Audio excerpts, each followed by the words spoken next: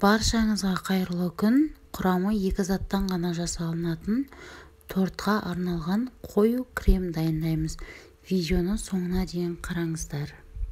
Отқа төзімді ыдысымызға сүтімізді құямыз және оның үстіне бөлме температурасында тұрған сары майымызды қосамыз. Барлығын жақсылап тұрып араластырып, оттың астын қосып, толықтай ерітіп аламыз. Міндетті түрде сары май толықтай барлығы еру керек. Міне дәл осылай еріп шығу керек. Менде арнайы блендердің ыдысына құйып дайындаймын. Егер сіздерде ол болмаса, кесеге де салып дайындай берсеңіздер болады.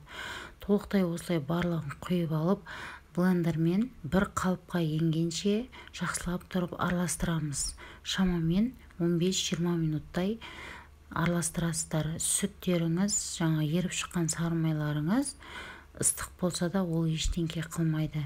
Мінекей ақ түске енді бетін пакетпен немесе пищевая пленкамен жауып, кемінде 5-6 сағатқа холодильникке салып қоясыздар. Беті ашық қалмасын. 5-6 сағат өткеннен соң миксердің көмегімен жақсылап тұрып араластырамыз. Кемінде 15-20 минут араластырыңыздар және 15-20 минут өткеннен кейін біздің креміміз дәл сливки сияқты қоюлана бастайды. Міне креміміз дайын.